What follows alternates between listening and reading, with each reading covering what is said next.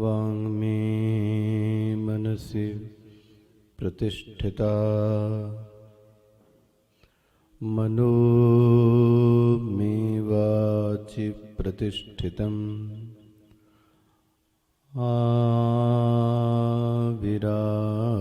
आविराविर्मैधी वेदस्यमवाणिस्थः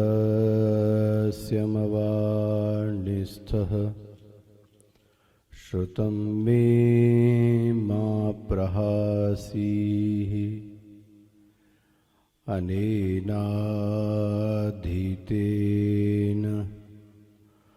अहोरात्रान् सन्दधामि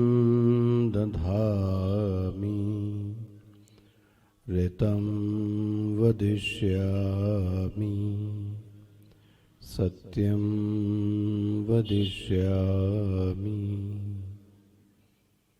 तन्मामवतु तद्वक्तारमवतु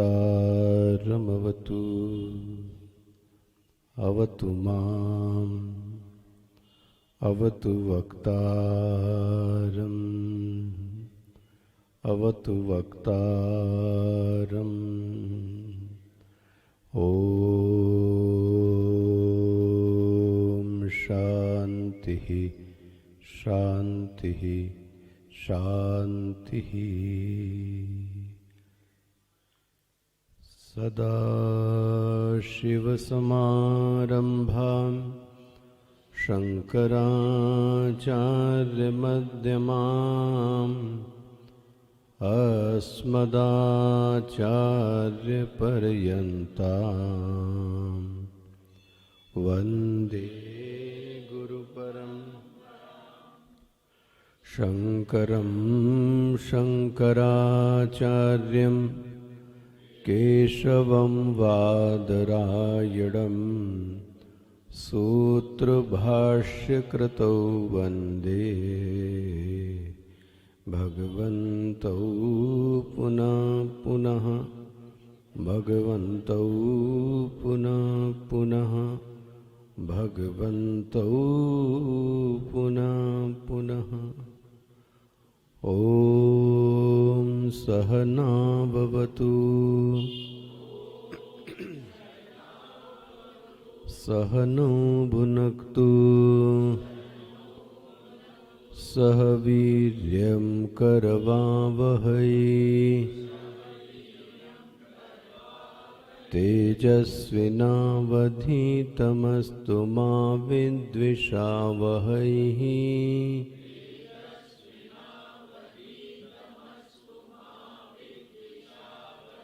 ॐ शान्ति शान्ति शान्तिः।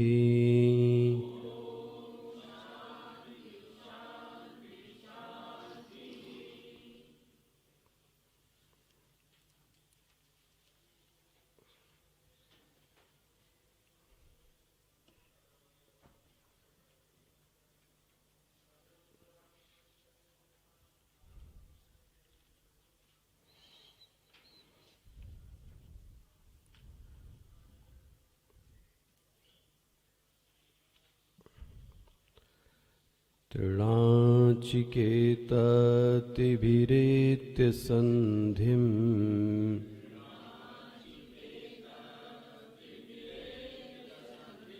त्रिकर्मकृत्तरति जन्म मृत्यु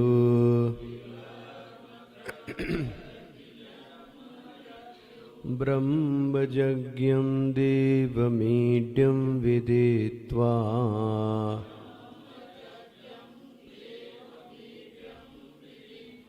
निचाये मागं शान्तिमत्यन्तमेति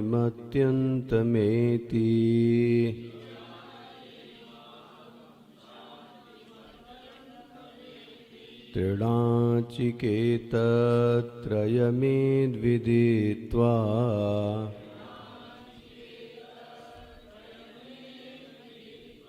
य एवं विद्वांश्चुनते नाचिकेतम्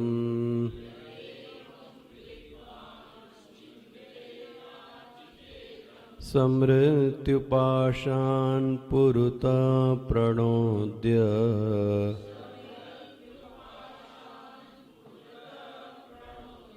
शोकातिगो मोदते स्वर्गलोके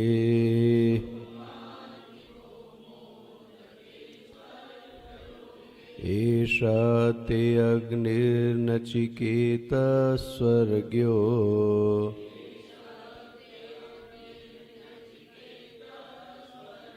यमव्रणीथा द्वितीयेन वरेण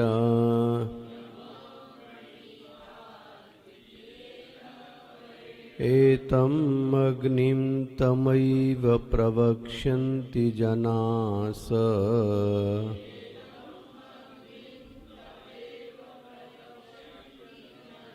तृतीयं वरं नचिकेतो वृणीष्व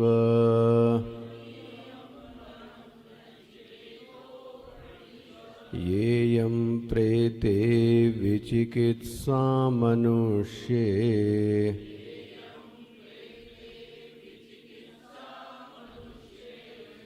येयं प्रेते विचिकित्सा मनुष्ये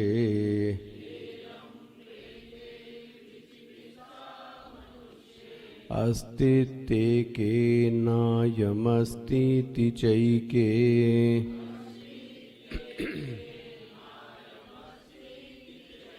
एतद्विद्यामनुशिष्टस्त्वयाहम्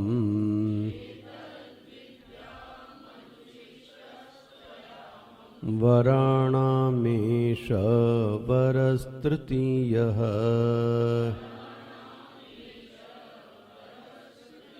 वराणामेष वरस्तृतीयः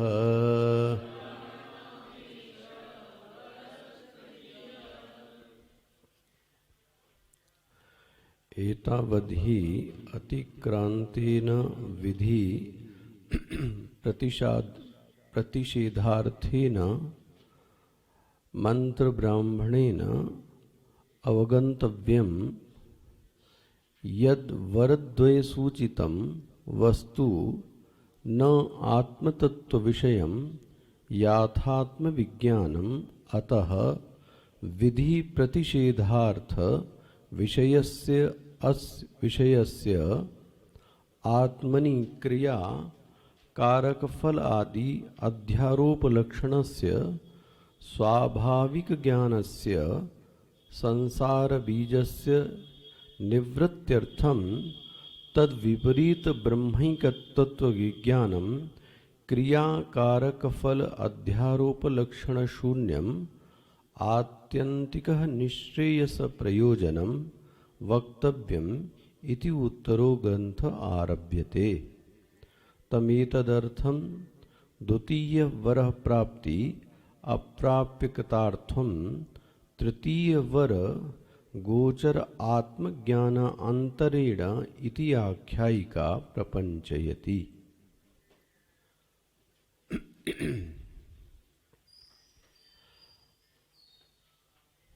सो यह जो 20वां वर है, ये यम प्रेते विचिकित्सा मनुष्य, यही मूल नचिकेता का वर है। इसको तृतीय वर की संज्ञा दी गई। विद्वानों की नजर में पूर्व प्रकरण से उत्तर प्रकरण के बीच की संगति को संबंध भाष्य की संज्ञा दी गई, क्योंकि अब 19वें श्लोक तक नचिकेता का जो व्यक्तित्व था और जो चरित्र था वो समाप्त होता है एक तरीके से। वो मैंने आपके सामने एक तरीके से संक्षेप में रखने की कोशिश की और उसको लोहिया जी ने लिखा है। अभी अच्छा इन लोगों को सर्कुलेट नहीं हुआ है। बहुत अच्छे से जो मैंने कोशिश की, निबंध आपको बोला था अन्य कितने लोगों ने लिखा, कुछ अंदाजा है? निबंध तो आप नकल टीपिएगा। उन्होंने 2 पन्नों में बहुत सुंदर जो पिछला प्रवचन था नचिकेता का चरित्र और अधिकार और उसका व्यक्तित्व, उसको उन्होंने लिखा है।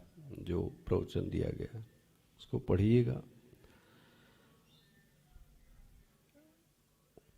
उसके व्यक्तित्व में जो सबसे पहली विशेषता समझ में आती है वो है श्रद्धा,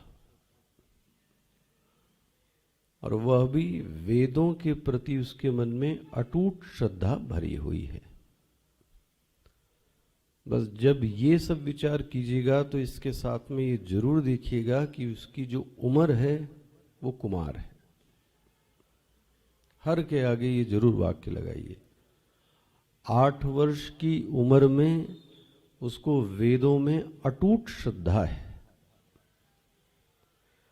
वेदों में श्रद्धा का मतलब ये हुआ कि उसका कर्म सिद्धांत के प्रति विभ्रांत दृष्टि उसके जीवन में देखने को मिलती है कि जो कर्म सिद्धांत है वह उसको पूर्णतः अपने जीवन में देखता है और वह उस कर्म सिद्धांत को पूर्णतः मानता भी है।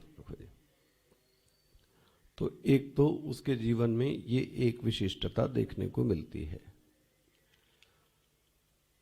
किशोर होते हुए भी मृत्यवे त्वा ददामीति, जब उसके पिता उसको मृत्यु को देते हैं तो उसके चित्त में किंचित मात्र भी भय की वृत्ति उत्पन्न नहीं होती है। उल्टा मृत्यवे त्वा ददामीति, मैं तुमको मृत्यु को देता हूं, यह विपरीत वाक्य सुनने के बाद भी अंतःकरण में न तो क्षोभ की वृत्ति है, न तो क्रोध की वृत्ति है, न तो आक्रोश की वृत्ति है। इन तीनों वृत्तियों को आपको विशेष बता चुका। क्रोध क्या है, क्षोभ क्या है और आक्रोश। बल के साथ जब वो व्यक्त किया गया तो क्रोध है, बलहीनता के साथ जब व्यक्त किया जाता है वह क्षोभ है, और निरंतर समय तक ज्यादा किया गया तो उसको क्या कहा गया, आक्रोश। तो उसके अंतःकरण में न तो क्षोभ की वृत्ति है, न तो क्रोध की वृत्ति है, न तो आक्रोश की वृत्ति है। उम्र 8 वर्ष की, हुआ क्या, मृत्यवे त्वा ददामीति। देखो, तो संभवतः इस पे जोर दिया होगा मैंने। यह सीखने की चीज है। उल्टा उसके चित्त में चिंतन की वृत्ति देखने को मिलती है। बोले अब चिंतन की वृत्ति कहां से आ गई इसमें? क्योंकि उसने शास्त्रों के इस उपदेश को सुन के रखा है कि सुख और दुख का देने वाला कोई भी नहीं है। सुख को और दुख को देने वाला कोई नहीं है, यह सिर्फ सुना ही नहीं है। देखो जी, ऋतम वदिष्यामि सत्यम वदिष्यामि, उसने इस सत्य को जीवन में आचरित भी किया है, जो कि हम लोगों ने तो सुन के बहुत कुछ रखा है। तो वो कहता है कि यदि ये परिस्थिति आई है मृत्यवे त्वा ददामीति, तो इसमें पिता का कोई कुछ नहीं है, मेरा ही कुछ न कुछ कर्म है। देखो, जबकि उसका कुछ भी नहीं था। उल्टा वो अब यह विचार करता है कि इस परिस्थिति में मैंने ऐसा क्या किया है। तो ऐसी विपरीत परिस्थिति में वह चिंतन को करता है, और अध्यात्म की भाषा में साधक को विपरीत परिस्थिति आने पर आत्मविश्लेषण अवश्य करना चाहिए।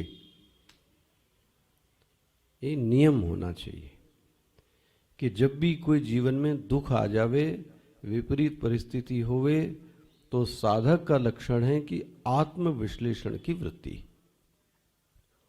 और वो भी महाराज यहाँ पे आत्मविश्लेषण खूब अच्छे से करता है। अब इसके बाद नचिकेता, हम लोगों में तो ये वृत्ति आत्मविश्लेषण की है ही नहीं। इस बात को कहा पिछली बार शायद आया होगा प्रवचन में। हमारी जो नैसर्गिक वृत्ति है वह दूसरों के आरोप को करने में, प्रत्यारोप करने में, किसी चीज को जस्टिफिकेशन करने में। यह स्वीकार करने का चित्त कभी होता ही नहीं कि मुझसे गलती हुई है या मैंने ये गलती की है। तो ये आत्मविश्लेषण की कमी है। तो ऐसा ही पूरी जीवन व्यतीत हो गया। लेकिन नचिकेता के जीवन में किंचित मात्र भी देखने को नहीं मिलता। वो स्पष्ट क्या कहता है, मेरे ही कुछ कमी रही होगी। देखो जी, अच्छा, अब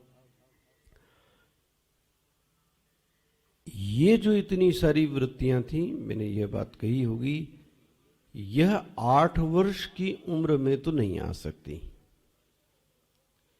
इससे यह भी संदेश मिलता है कि यह पूर्व जन्म से कुछ न कुछ साधना करता हुआ आ रहा है, पूर्व जन्म का ये साधक है। तो ये भी सूचना मिल जाती है कि ये पूर्व जन्म का पहले अच्छा साधक।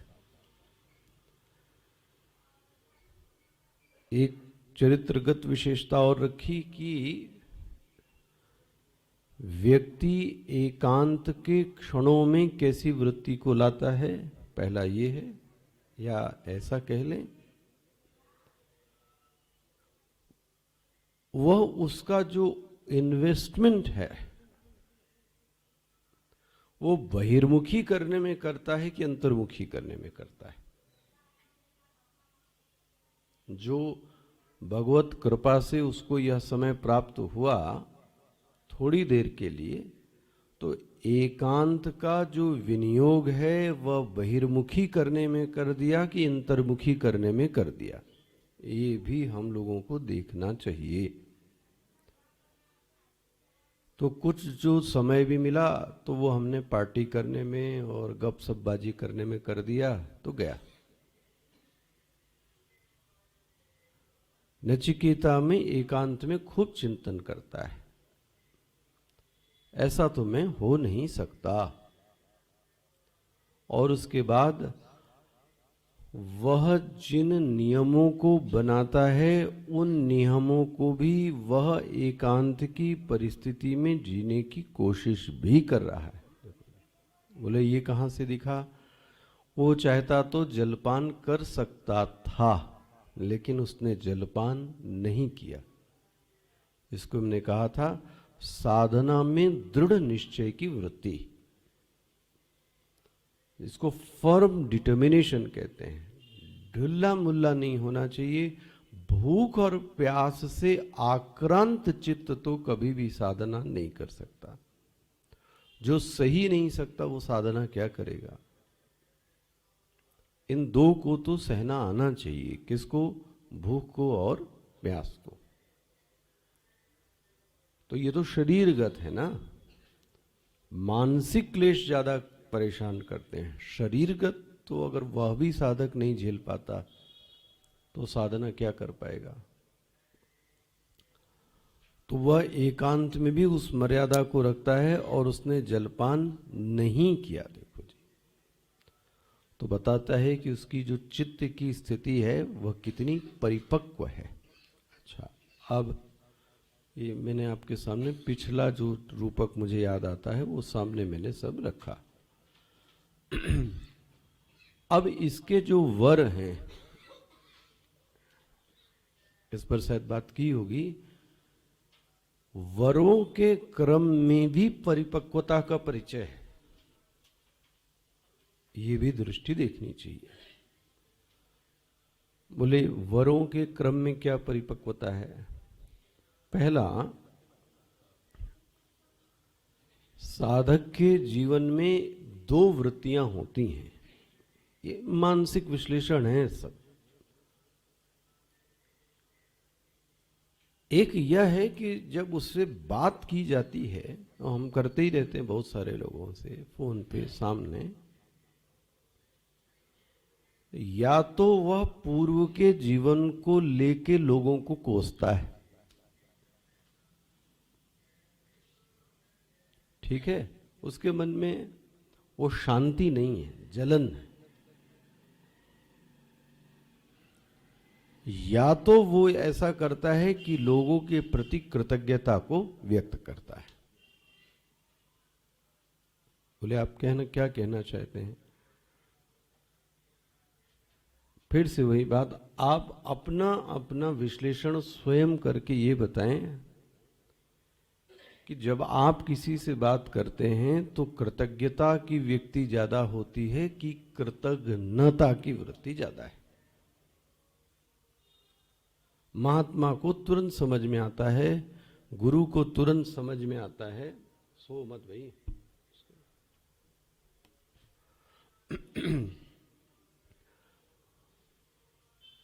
गुरु और महात्मा को तुरंत ये बात समझ में आती है। इसका स्पीकर बढ़ाया करो, शॉर्ट फॉर्म में ये कहता हूं, ये मतलब इशारा क्या होता है, इसको बढ़ा, इतना भी नहीं समझ पाए अब तक। उसका जो समय जाता है बात करने में, वो कृतज्ञता में जाता है कि कृतघ्नता में जाता है? अच्छा, इसको सरल भाषा में कह दें, निंदा में जाता है कि स्तुति में जाता है? ये शब्द आपको सरल लगे, बनता है ना?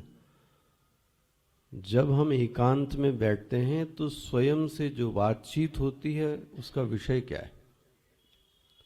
वह कृतज्ञता है कि कृतज्ञता है? निंदा है कि स्तुति है?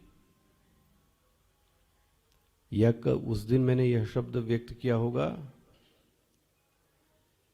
कि जिसने भी जीवन में आपके कुछ न कुछ तो कार्य किए हैं, इतना जीवन जो हम लोग जी चुके, तो इसके बावजूद भी अगर कृतज्ञता की वृत्ति है तो स्वामी जी तो यही शब्द बोलते थे, ये नाशुक्री औलादे।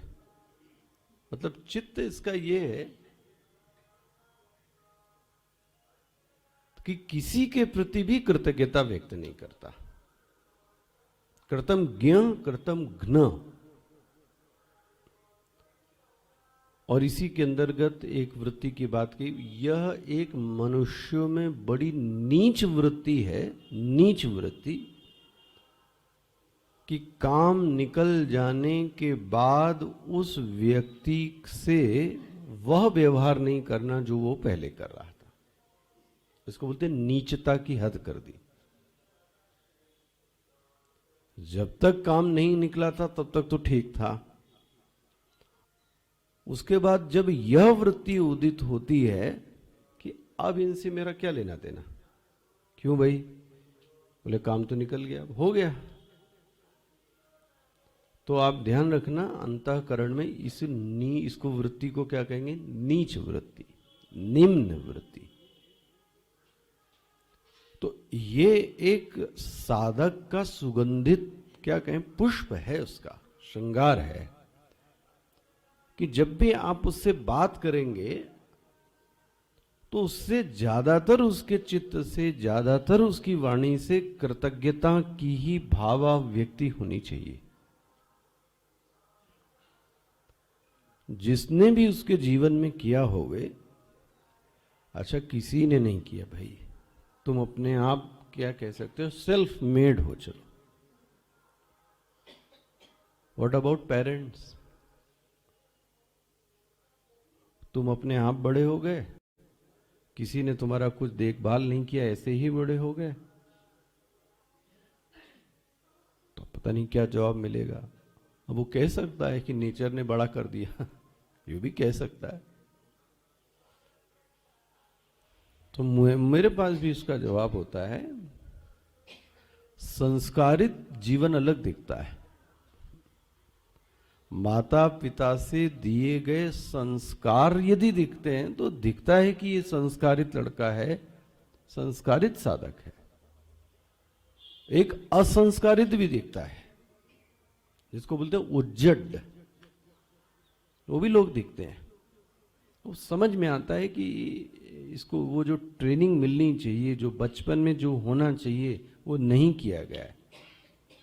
अब वो क्यों नहीं किया गया वो जाने, कि बहुत ज़्यादा लाड़ था, दुलार था, कि ट्रिमिंग नहीं हुई, अब क्या जाने वो रीज़न भगवान ही। क्या चाहिए माता जी? पानी चाहिए? पानी चाहिए?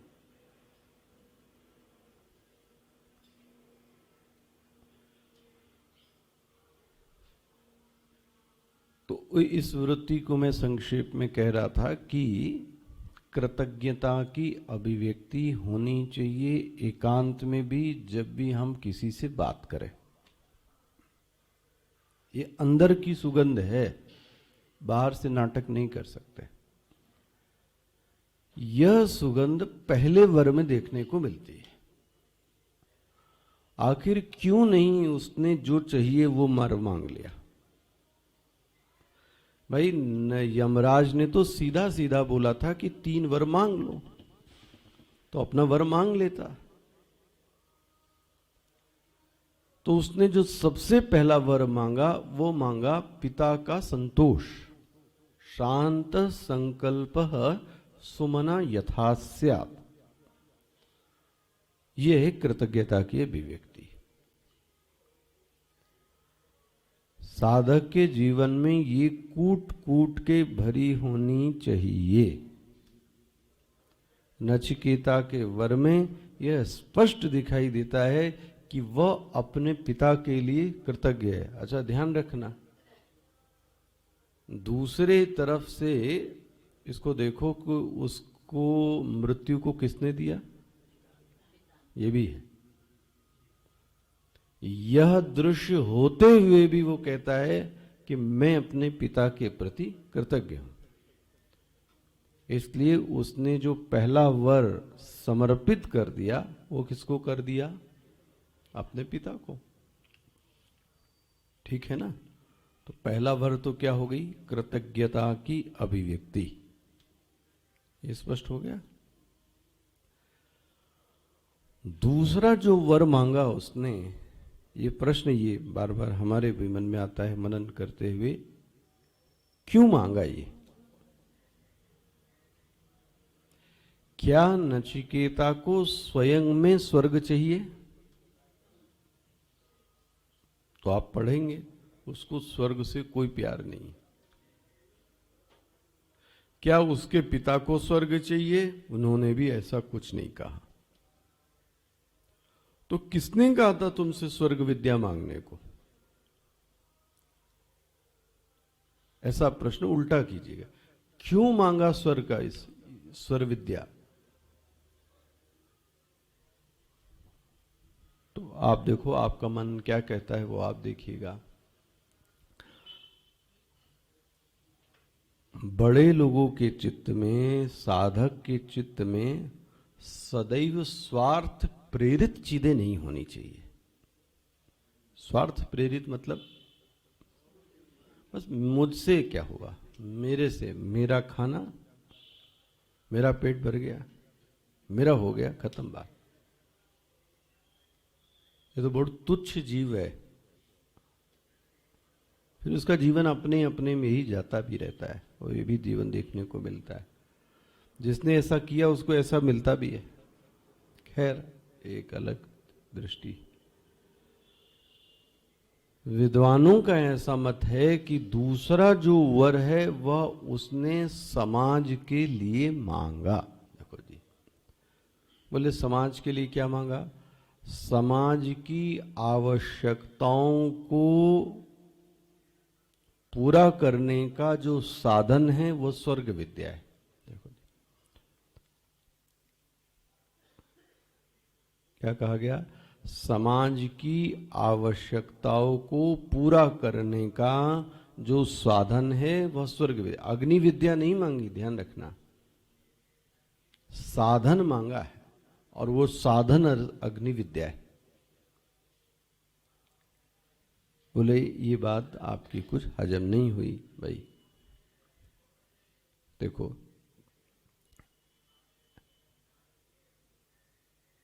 इसको कभी मैंने इनसे सुना था, स्वामी अवधेशानंद जी से।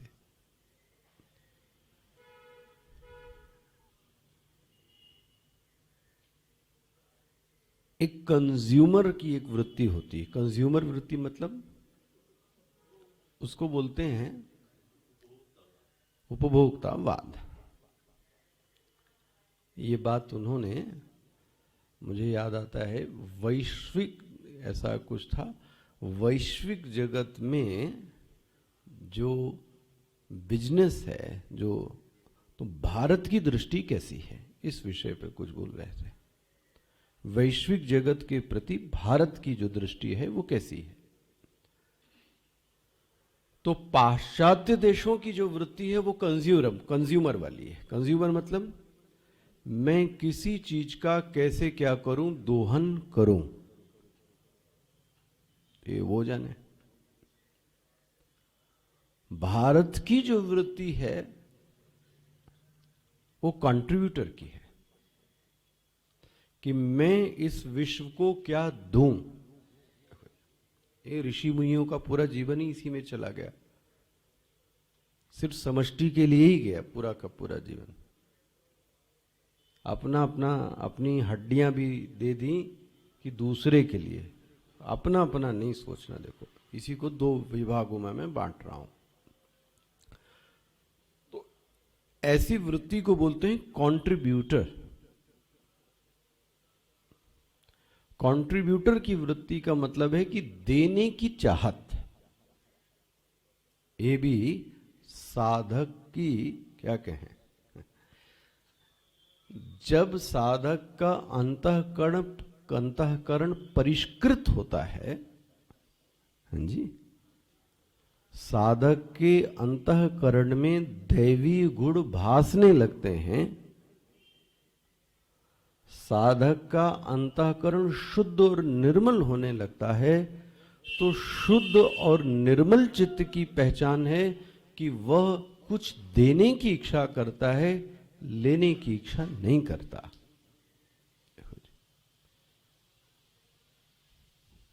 बनता है ना आपके चित्त में क्या कहा जा रहा है? यह साधक के चित्त शुद्ध होने का एक रास्ता है, क्या कहा जाए। मैं उस विषय को बड़ा नहीं करना चाहता, मेरे दिमाग में बहुत सारी चीजें इस समय आ रही। इसी मार्ग को भगवत गीता में यज्ञ का मार्ग कहा गया। यज्ञार्थात कर्मणो अन्यत्र लोकोयम कर्म बंधनः,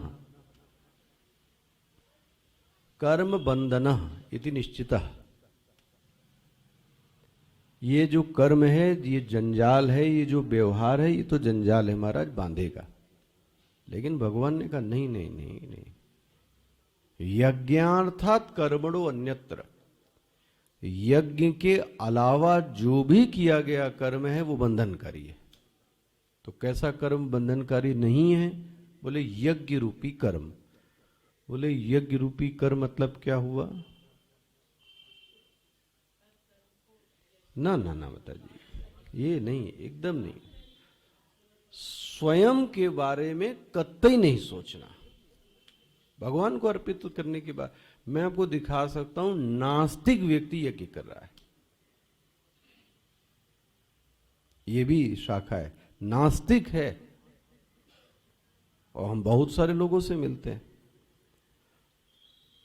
और बोलते हैं भगवान होता है स्वामी जी, मुझे इसमें कोई इंटरेस्ट नहीं है, ना मेरा कोई विश्वास है, तो मैं तो समाज के लिए कुछ अच्छी चीजें करना चाहता हूं।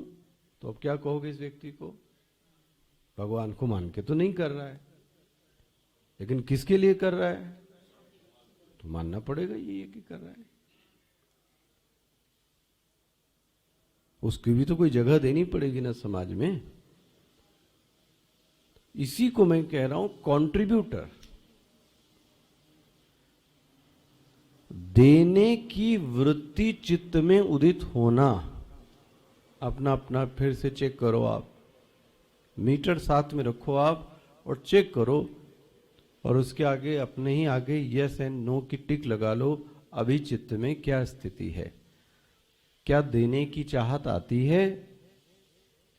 अगर आती है तो चित्त निर्मल हो रहा है। यदि ये आता है कि मैं क्या क्या लूं, लेता ही जाऊं, लेता ही जाऊं, लेता ही जाऊं, इसको याद आता है ऐसा शब्द बोलने से मुझे, स्वामी जी इसको बोलते थे पंडागिरी। अब वही शब्द कहाँ से अभी याद आ गया, पंडागिरी। पंडागिरी मतलब क्या होता है? एक साधक ऐसा होता है, इससे भी ले लूं, उससे भी ले लूं, इसको भी मूर्ख बनाऊं, उसको भी मूर्ख बनाऊं, और मैं सबसे क्या करता जाऊं?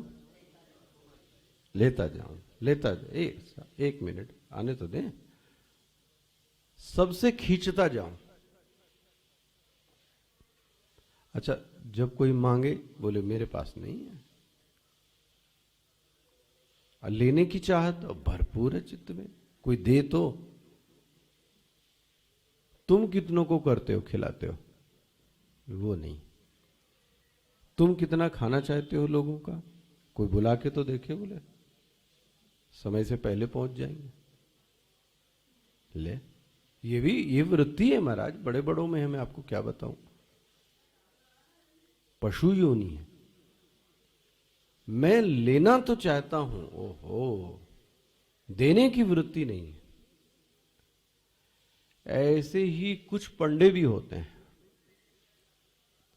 वो एक ही समय में इससे भी लेना चाहते हैं, उस यजमान से भी लेंगे, उस यजमान से भी लेंगे। इसको क्या बोल रहे थे वो? पंडागिरी। ये साधक कभी कभी पंडागिरी करता है, माना ना ये, इसलिए मैंने शब्द। हालांकि उसके बाद उन्होंने बड़ी अच्छी बात बोली, वो भी बोल दूं क्योंकि ये रिकॉर्ड में चली जाती है। विषयांतर है, लेकिन ये पंडागिरी बोली इसलिए ये बोल दूं क्योंकि ये स्वामी जी का ही चिंतन था पंडा पर। बोले इस देश के जो सबसे अच्छे पंडा हैं वो केदारनाथ के। केदारनाथ के पद, दो भी तीर्थ का नाम लिया उन्होंने। तो प्रश्न उनसे पूछा उसमें क्या है, पता नहीं आप लोग गए हैं कि नहीं, कितनों ने वहां पे कराया हो अपने पूर्वजों का। आपके अभी भी है, ये मैंने भी देखा है ना। अब बद्रीनाथ होगा, चलो कोई तीर्थ ले लो आप। अच्छा,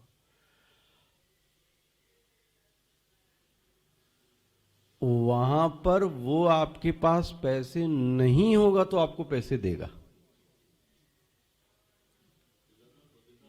मुझे जहां तक है, स्वामी जी ने केदारनाथ बोला रिकॉर्डिंग में, होगा। खैर, आप बद्रीनाथ कर लो, केदारनाथ कर ले, दोनों ही हमारे लिए एक है। लेकिन वहां ये वृत्ति देखने को मिलती है कि आपके पास पैसा नहीं हो तो वो पैसा आपको, यहां तक कि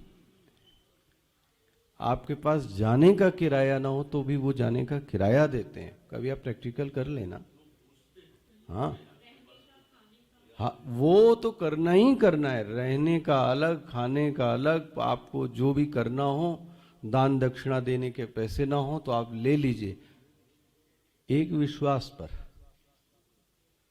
वो बोलते हैं हम 2-3 महीने यहां रहेंगे, उसके बाद हम जब शीत पड़ेगा तो हम आपके क्षेत्र में आएंगे और आप हमको ये पैसे कुछ ज्यादा करके और हमको दे दीजिए। कहाँ ये सो बताओ। अच्छा, ना दे तो नहीं, वो वृत्ति वापस ना दे तो होता ही होगा, लेकिन उनका विश्वास हमारे विश्वास से, आप सोचो जरा, आप दे सकते हो? सोच के देखो आप, 100 रुपए 50 रुपए भी ना दोगे आप किसी को। और उनका जो चित्त उदार है, देखो आप, खाने की व्यवस्था अलग कर दें, रहने की व्यवस्था अलग कर दें। वहां तो स्वामी जी ने इस विषय पे बोला है, इसका तो क्रेडिट आदि जगतगुरु शंकराचार्य जी को जाता है। उन्होंने वहां पर लोगों को क्या किया, रखा। पहले से थोड़े न थे, उन्होंने कुछ समाज के वर्गों को वहां पे लाके क्या किया, रखा कि तुम यहां पर रहो और 2-3 महीने रहो और फिर क्या हो जाओ, चले जाओ। क्या इसीलिए मैंने हेडिंग दी थी, कुशल शासक, कुशल प्रशासक, कुशल मनोवैज्ञानिक। क्या दृष्टि रही होगी, ये वो अलग हैं। तो उनसे तो सीखने को मिलता है कि क्या उदार वृत्ति है इनके मन में, संशय की वृत्ति नहीं इनके मन में। और आपके मन में दान की वृत्ति आ जावे और आप दान ना कर पाओ तो वो क्या कहते हैं, कोई बात नहीं, आप एक काम करो, आप दान का संकल्प ले लो और संकल्प लेके चले जाओ अपने घर, वहां से क्या कर देना, धन को क्या कर देना, भेज देना। अरे ये सुविधा मिल जाए आदमी को, क्या चाहिए कि वहां से आदमी क्या करता है, भेज देता है। इसको मैं पंडा वो विषय है इसलिए बोला हूं, वहां के पंडों को छोड़ दो आप, ये स्थिति है। तो मैं ये शब्द इसलिए आपको बोल रहा था कि हमारे मन में लेने की ही चाहत क्यों है, देने की चाहत क्यों नहीं। अच्छा, वो अपनी जो चिन्मय मिशन की प्लेज है उसमें गुरुदेव ने क्या लिखा है, क्या लिखा है, लेते हैं, देखो आप जो होंगे उसमें पढ़ते होंगे, जो पेपर दिया जाता है, लेते हैं उससे ज्यादा उस समाज को क्या करते हैं, वापस करते हैं। लेना बुरा नहीं है, लेकिन लेने रहने की वृत्ति बुरा है ना। जब जरूरत हो तो ले लो, उसमें कोई दिक्कत नहीं, लेकिन सदैव लेने की ही चाहत रखना, कभी देने की चाहत ही नहीं रखना। तो देते हैं उससे ज्यादा, किससे, जितना आपसे क्या किया है। ये गुरुदेव की प्लेस थी, देखो ये है। तो इसको मैं कह रहा था, कंट्रीब्यूटर की वृत्ति साधक में होनी चाहिए। कंट्रीब्यूटर की वृत्ति मतलब क्या हो गया, देने की वृत्ति। अच्छा, ये देने की वृत्ति कब आएगी, देखो मनन करने योग्य सब विषय हैं। एक उत्तर क्या आएगा, बोले हम खुद ही भीख मांगते हैं, मतलब फटीचर है, तो तुम तो जिंदगी भर फटीचर रहोगे। मतलब इस आदमी से कभी भी मांगो तो ये कुछ देता ही नहीं, हमारे घर रोटी नहीं, तो ये तो फिर जन्मजात क्या कहें आपको, दरिद्र व्यक्ति। ऐसा कभी नहीं करेंगे आप कि आप क्या हो जाए पूर्ण रूप से और फिर बोले अब हम बैनर टांग दें, किस बात के लिए, कि हम स्टार्ट कर देंगे ना, ना ऐसा कभी नहीं होता। उस जितना है उस रेशियो में व्यक्ति क्या करता है, थोड़ा बहुत अपने हिस्से को निकालता रहता है। ये कोई सोचे कि नहीं एक लाइन खींचें और ऐसा होएगा तब मैं, ऐसा कभी नहीं होता, न होने वाला है। मुझे याद है जब हम लोगों के लिए बोला गया था तो स्वामी जी ने बोला था अभी से यहीं से कंट्रीब्यूटर बनो, अभी से यहीं से कंट्रीब्यूटर बनो। तो बोले क्या कंट्रीब्यूट कर सकते हो तुम, तो उसमें मुझे याद है 2-3 चीजें उन्होंने बताई थी, हालांकि बहुत पर्सनल चीजें हैं वो। जैसे उन्होंने कहा कि आश्रम में एक पत्ता पड़ा है, तो एक वृत्ति है, हमसे क्या मतलब, हमसे क्या मतलब, हमारा थोड़ी ना ये काम। और एक व्यक्ति क्या करता है, उसको उठा के, कुछ गंदा दिख जाता है तो उसको क्या करता है, तो उसी समय ध्यान रखना उसके मन में क्या आता है, मैंने समाज के लिए, समाज मतलब देखो ये वृत्ति कौन सी आई, जितना ही किया उसने कुछ तो किया, एक पत्ता तो उठाया, कभी आप भी उठा के देखना अच्छा कहीं। तो उसी समय उसके मन में एक दृष्ट वृत्ति क्या आ गई कि मैं कुछ जो कर सकता था इतने समय में वो मैंने क्या किया, बोले पहले तो यहीं से चालू कर दो। तो मुझे बात बहुत पसंद आई थी उस समय। अब तो आपके लिए खैर क्या कहना, हम लोगों के पढ़ते, अभी तो नहीं पता अब क्या प्रारूप होगा, हम लोगों की पढ़ते समय में भी जिस सत्संग हॉल में पढ़ते थे तो वो कहते थे स्वामी जी कि नौकर की कमी नहीं है भाई, सर्वेंट तो आके कर ही देगा, लेकिन वह जो ब्रह्म विद्या का स्थल है, कम से कम उस स्थल को तो आप लोग खुद क्या कीजिए, साफ कीजिए। तो हम लोगों का काम था वहाँ पे झाड़ू कारपेट जो है उसको क्या करना, साफ करना, उस पर मशीन लगाना, पर्दों को साफ करना। आगे तो झाड़ू पोछा सर्वेंट कर देगा। उसमें भी कई ब्रह्मचारी लोग क्या करते थे, आज पेट दर्द, अच्छा उसमें कोई देख नहीं पाता था क्योंकि अध्यापक तो बेचारा पढ़ा के इतना अपने कमरे में चला गया, ड्यूटी लगा दी, उसमें किसी ने किया किसी ने नहीं, यही लड़ाइयाँ होती रहती हैं गुरुकुल में। वो शिकायत करता है इसने नहीं की, कई लोग गुंडागर्दी करते, नहीं करते तो क्या कर लोगे भाई, तो आप कुछ नहीं कर सकते। लेकिन मुझे इतना तो मैं दावे के साथ कह सकता हूँ अपने लिए, अपने बैच में महाराज जिन जिन ने किया आज तक वो रो ही रहे, और जिन्होंने कुछ कुछ किया है उनके चित्त में हाँ कुछ प्रसाद भगवान का वो उस समय नहीं पता लगा, क्योंकि वो देखने वाला थोड़ी ना था। तो ईमानदारी से करना था, कर रहे हो तो ठीक, नहीं कर रहे हो वो बोला है स्वामी जी ने, इसलिए मैं आपको बुलाऊं। तीसरी आपको और जो उनका था कंट्रीब्यूटर के बारे में, वो आपके सामने रखना चाहता था। शास्त्रों में एक कहा गया कि 64 कलाएं होती हैं, ठीक है ना, 64 कलाएं होती हैं। और वो कला किस लिए है,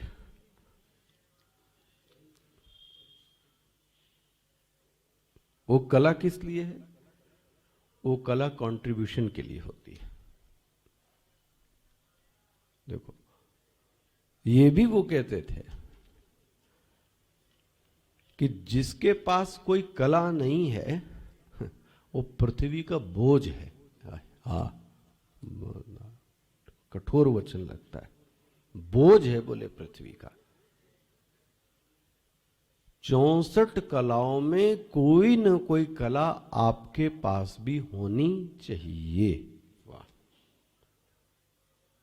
अब वहां गृहस्थ तो थे नहीं, सब साधु ही थे, तो जो उन्होंने कहा वो मैं आपको सुना देता हूं। उन्होंने कहा जैसे कि प्रवचन करना भी एक कला मानी गई।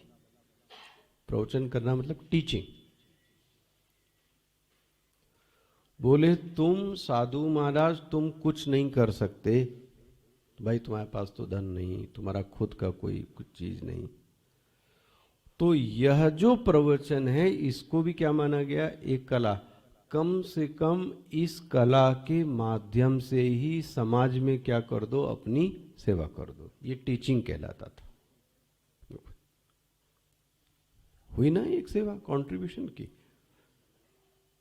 कि हो सकता है आपके पढ़ाने से बहुत सारे लोग पढ़ के निकल जाएं, किसी का जीवन परिवर्तित हो जाए, उससे किसी और का जीवन परिवर्तित हो जाए, तो आपने फिर तो क्या कर लिया कि अपना ऋण क्या कर दिया, थोड़ा बहुत चुका दिया। देखो जी ये कहना चाहता था। तो कम से कम कोई कला तो आवे गृहस्थ को। ध्यान रखें वो कला का उपयोग स्वयं के लिए नहीं होवे, ये याद रखना। बोले हम अपना खाना बना लेते हैं, ये थोड़ी ना कहा गया, तो जानवर भी कर लेता है। दूसरों को क्या करते हो वो बताओ। उस कला का उपयोग समाज के लिए, तो अब आपको भी अपने ऊपर क्वेश्चन मार्क लगाना, क्या कंट्रीब्यूट किया, कितना कर सकते हैं, कितना करते हैं, कितना नहीं करते हैं, वो आप जानो, तो आपका अंतःकरण जाने। लेकिन नचिकेता के दूसरे वरदान से बहुत स्पष्ट दिखता है कि वह समाज के लिए कौन सी वृत्ति रखता है, कंट्रीब्यूशन की, जहां उससे खुद का कोई व्यक्तिगत लेना देना कतई नहीं।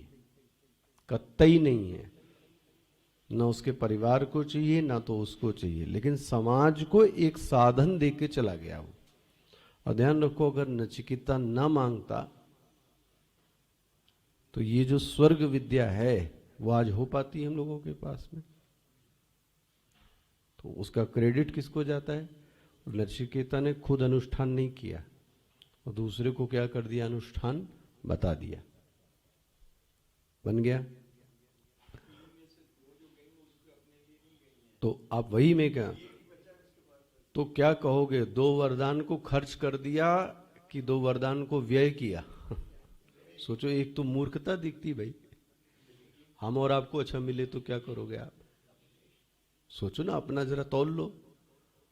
ले पहला अपने लिए कुछ सोचो। यही तो महान व्यक्ति को बनाता है। यही तो व्यक्ति को महान बनाता है कि खुद बैठना या दूसरे को बैठालना।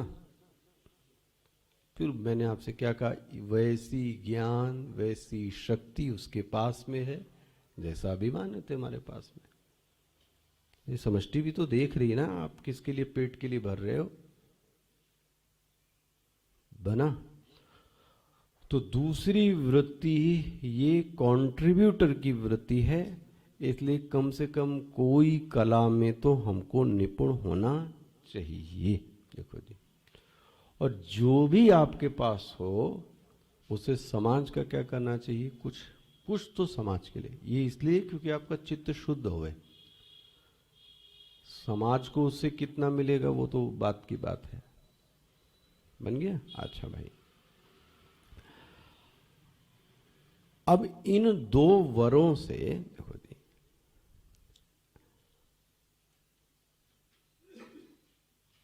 और एक चीज याद आती है। देखो मुझे, इसीलिए अब तो शायद नहीं देखने को मिलती कि प्राचीन समय में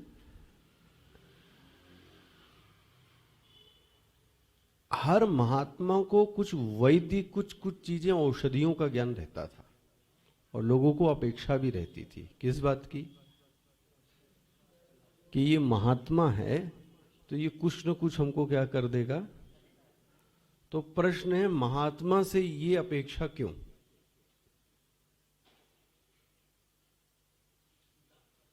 इसका मतलब ये हुआ कि जब महात्मा बनता होगा तो यह विद्या सभी महात्माओं को क्या कीजिए? दी जाती होगी। कौन सी? स्वर्ग नहीं। कौन सी बात कर रहे हैं हम? स्वर्ग कहाँ सो रहे हो फिर आप? स्वर्ग नहीं, औषधि शास्त्र की बात की जा रही है।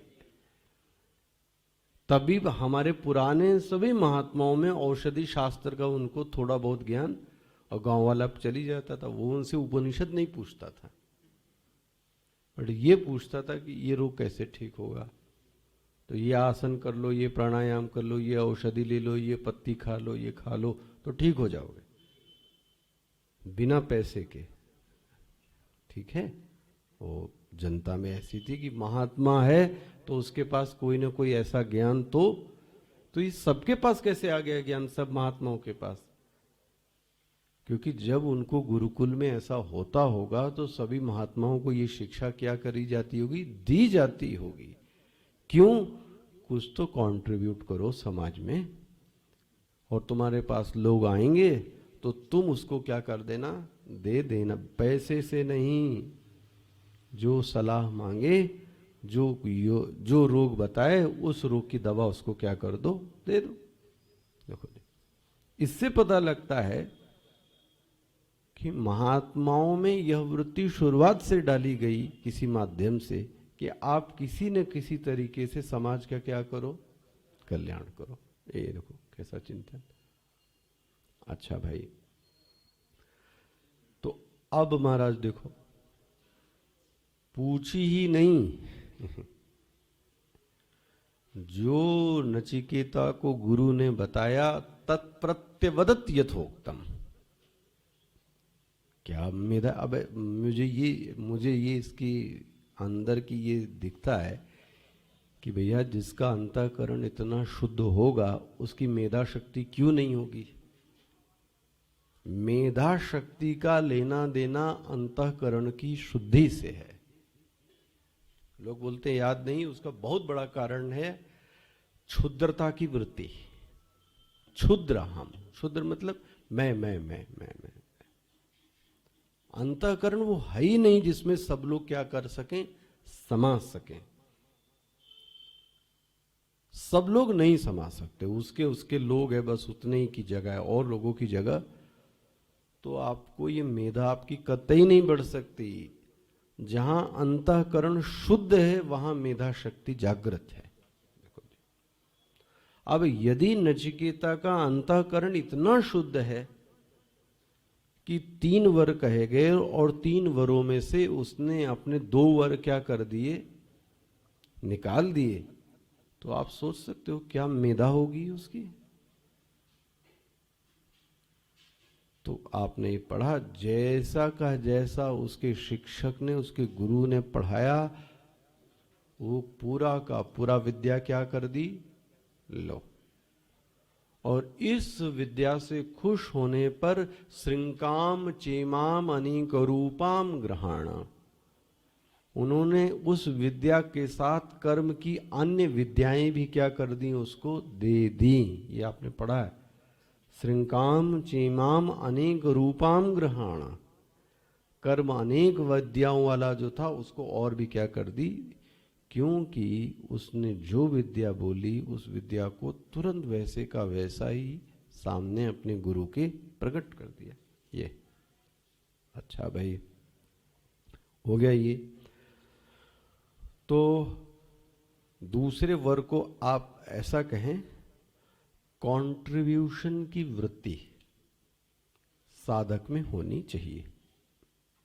बन गया, कुछ देने की चाहत होनी चाहिए, अपना हिस्सा काट के दे। हो गया, जो आपकी मर्यादा बनती है। अच्छा भाई, मेरे ख्याल से अब इतना आपके लिए काफी है भी ये विश्लेषण। अब तीसरा वर्ग देखो, इतने दोनों वरों में उसने कोई वस्तु नहीं मांगी। वस्तु नाम, वस्तु मतलब एक चीज है जो सामने से दिखती है। ये पुष्प, ये सामने आ गया, उसने जो भी चीज मांगी वो एब्स्ट्रैक्ट है। पिता का संतोष एब्स्ट्रैक्ट है, समाज के लिए अग्नि विद्या एब्स्ट्रैक्ट है, कोई प्रत्यक्ष चीज उसने नहीं मांगी। स्पष्ट हो गया। अब कहता है महाराज मैं तीसरा वर मांगता हूं, वो भी इंसिस्ट किसने किया, यमराज ने। यमराज कहते हैं मैं ऋण लेकर नहीं रह सकता, जल्दी जल्दी मांगो तो तुम्हारा जो कर्जा खत्म हो, तो मैं थोड़ा हल्का हूं, मेरे चित्त को थोड़ा अच्छा लगे कि मैं ऋण से क्या हो गया, जो प्रॉमिस किया था मैंने वो प्रॉमिस। और कई ऐसे होते हैं महाराज लोग की, वो जो प्रॉमिस कर दो वो तो मरते दम तक, अंतिम तक तो ही पूरा नहीं होता। ये भी एक साधुता की पहचान है, ऋण को ज्यादा दिन तक न रखने की चाहत। यमराज में तो कूट कूट के भरी, वो बोलते हैं तीसरा वर मांगो जिससे कि मैं ऋण से क्या हो जाऊं, मुक्त हो जाऊं। देखिए जरा क्या बोलता है तीसरा वर। ओहो, येयम प्रेते विचिकित्सा मनुष्य। वाह, फिर देखो क्या कहता है। बोले हे यमराज, हे गुरु, मुझे ऐसा लगता है कि इस मनुष्य लोक में विचिकित्सा विराजमान है। विचिकित्सा मतलब संशय, संदेह। देख लो अब क्या, फिर से क्या, यही इसका ओरिजिनल वर है। क्या बोलता है, विचिकित्सा मनुष्य, मनुष्य लोक में ये विचिकित्सा अभी भी विराजमान है गुरु। ये जो संदेह की वृत्ति है हे गुरुजी वो अभी भी विराजमान है। बोले कौन सा संदेह अभी तक विराजमान है? बोलते हैं प्रेते, प्रेते मतलब क्या हुआ? हाँ, प्रकर्षेण इतः, जो यहां अच्छी तरीके से चला गया, चला गया मतलब मर गया, ठीक है। ये यम प्रेते, मरने के बाद, चलो ऐसा शब्द अच्छा लगता है, मरने के बाद। बोले मरने के बाद मतलब, बोले जब मनुष्य मर जाता है उसके बाद यहां पर मनुष्य लोक में एक संदेह अभी भी विराजमान है। बोले क्या संदेह विराजमान है? अस्ति इति एके, नायम अस्ति च एके। तोड़िए, क्या कहा जा रहा है? अस्ति इति एके। अपनी किताब पर ध्यान दो, क्या लिखा जा रहा है, तो इसको तोड़िए। अस्ति, तो ता में बड़ी ई की मात्रा है तो दो ई मिल गया। इति, तो ता में छोटी ई और ई का छोटे ई, दोनों ई मिलके क्या बन गया? बड़ी ई। तो क्या बन गया? अस्ति। मिल गया। और ये संधि हो गई, इको यणची, है ना। तो क्या गया? अस्ति ते के, अस्ति इति एके। एक लोग ये कहते हैं, एक लोग मतलब कुछ लोग ये कहते हैं कि मरने के बाद भी कुछ यहां शेष रहता है। नायम अस्ति इति च एके। कुछ लोग बोलते हैं मरने के बाद यहां कुछ भी शेष नहीं रहता। वाह, प्रश्न देखना क्या कह रहा है। जो नहीं समझ में आ रहा हो शब्दों अभी पूछिए। ये यम प्रेते विचिकित्सा मनुष्ये अस्ति ते के, नायमस्ति च एके। स्पष्ट हो गया? एतद विद्याम, ये विद्या महाराज मैं आपसे जानना चाहता हूं और मैं आपसे जान लूंगा। एतद विद्याम अनुशिष्ट त्वया, त्वया मतलब आपके द्वारा जो विद्या बोली जाएगी मैं उसको क्या कर लूंगा? स्वीकार करूंगा। मैं पूरी की पूरी विद्या जान लूंगा। अहम, अहम मतलब मैं, बोलेगा कौन? त्वया, त्वया मतलब आप। क्या बोलेंगे? एतत् विद्याम, इस बारे में जो मैंने आपसे पूछा। बोले क्या पूछा? ये यम प्रेते विचिकित्सा मनुष्य अस्ति ते के, नायमस्तीति च एके। मरने के बाद यहाँ कुछ शेष रहता है? हाँ जी, कि मरने के बाद कुछ शेष नहीं रहता। एतद् विद्याम अनुशिष्टस्त्वया हम, आप इसको ऐसा समझिए, वराणामेश वरस तृतीयः, वरों में मेरा ये तृतीय वर है। वाह, स्पष्ट हो गया ये श्लोक। कोई शब्द रह गया जो नहीं समझ में आया?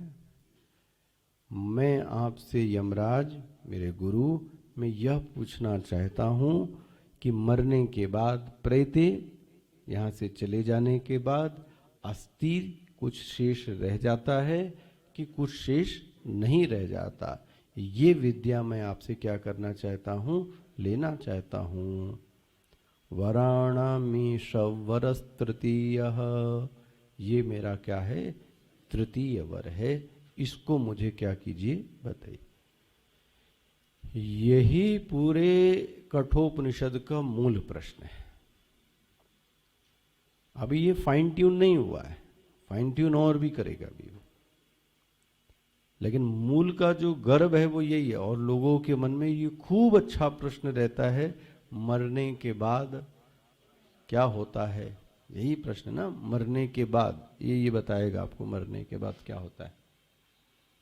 जब व्यक्ति का देहांत हो गया उसके बाद क्या होता है, कुछ रह जाता है कि सब कुछ चला गया यहाँ से, ये नचिकेता का तीसरा है। स्पष्ट हो गया। हम इस स्वर के बाद इस वर्ग के लिए कल अच्छे से इस पर चर्चा करेंगे। पहले संबंध भाष्य पर आएंगे, उसी से ये श्लोक क्या होगा, खुलेगा।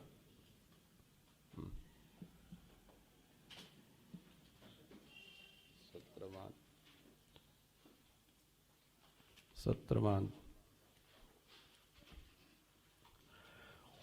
ओम श्री परमात्मने नमः। अथ सप्तदशोऽध्यायः।